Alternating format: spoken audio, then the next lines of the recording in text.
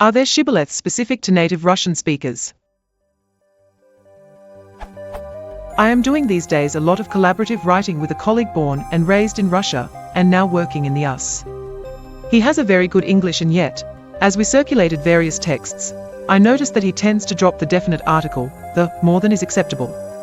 I attributed that to a trend of his native language. Because I will continue working with him for some time, I hope to be aware of other such possible errors influenced by his mother tongue, especially because I am not a native English speaker either. So, what are common errors, or shibboleths, of native Russian speakers when they write in English?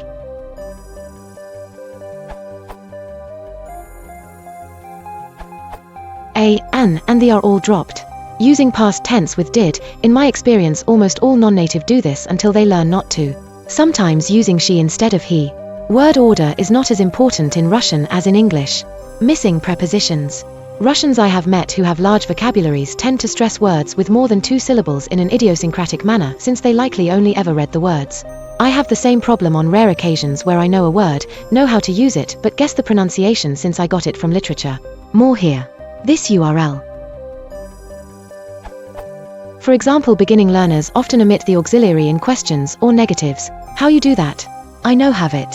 The present simple is commonly used where the progressive form or perfect is needed. She has a bath now, how long are you in Germany? In comparison with Russian, the modal verb system in English is very complex. Mistakes such as must you to work on Friday? I will not can come, etc. are common among beginners. The lack of a copula in Russian leads to errors such as she good teacher.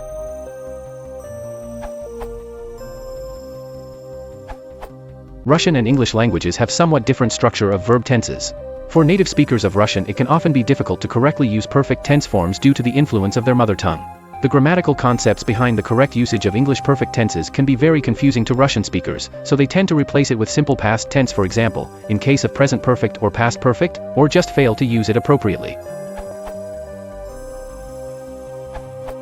I am from Russia and I work at an international company, so my colleagues and I have to use English all the time.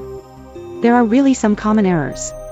The most difficult for us is to use articles properly. There are nothing similar to them in our native language. That is why we often use them where they are not needed and vice versa. The second difficult part is using of prepositions. We tend to use those that we would use in our language if they were translated.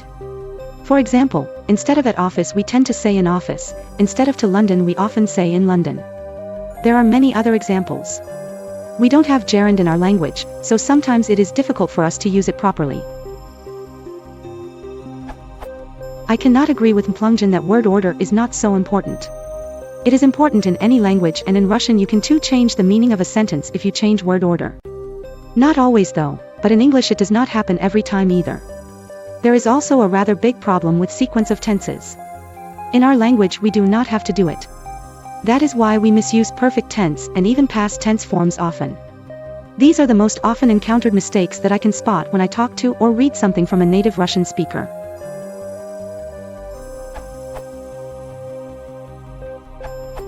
Aside from the items pointed above, a well-educated native Russian speaker often writes and speaks in incredibly long, almost Hemingwayish, compound sentences, where you can barely remember what the beginning of the sentence was about. I'm not sure if it's primarily the influence of Russian prose, or something about the language itself which causes the brain to produce the long sentences.